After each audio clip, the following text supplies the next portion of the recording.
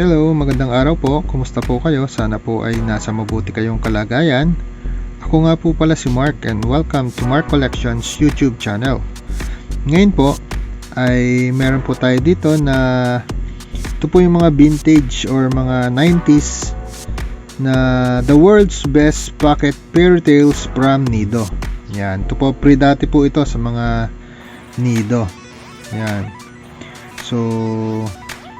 So isa-isahin po natin. Ngayon po ay una ay Jack and the Beanstalk.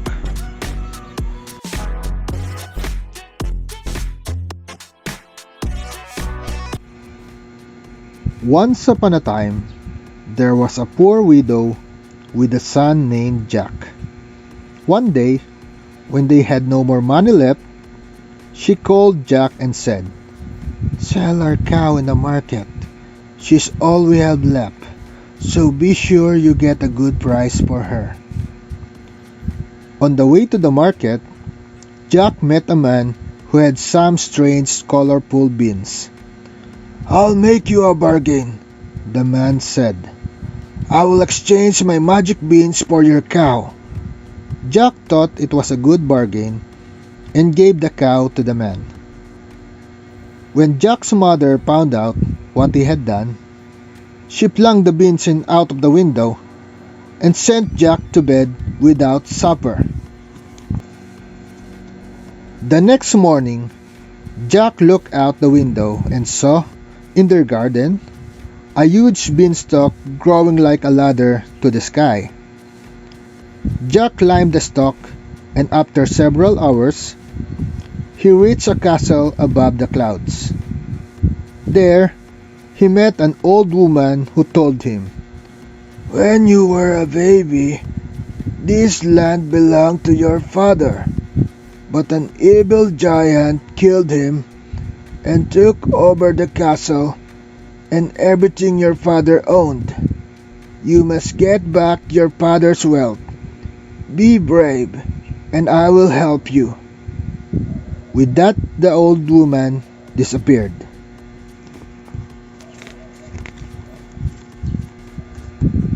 Soon, Jack was at the great door of his late father's castle. "I am very tired and hungry. Can you give me some supper and bed for the night?" Jack pleaded to the giant's wife. The giant's wife took pity on Jack and let him in. Just then, they heard the giant's heavy footsteps. Quickly, the giant's wife hid Jack in the oven before the giant could find him. The giant sniffed around the kitchen and roared, "Pee, pee, pom, pom! I smell the blood of an Englishman. Be he alive or be he dead, I'll grind his bones to make my bread." "Nonsense! It's only the elephant steak I cook for your dinner," the wife said as she served the giant his supper. After supper, the wife brought out the treasures stolen from Jack's father: box of gold coins, a hen, and a golden harp. Upon the giant's command, the hen began laying golden eggs. Then the giant greedily counted the gold coins, while the magic harp began to play all by itself. Soon, the giant fell asleep.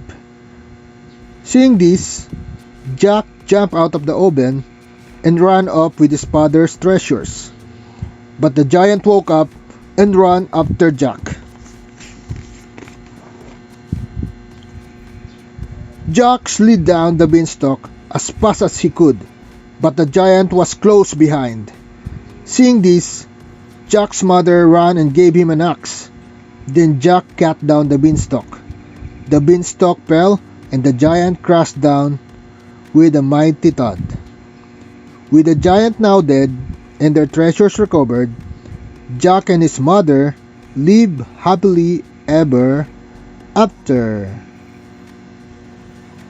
And that's the end of the story.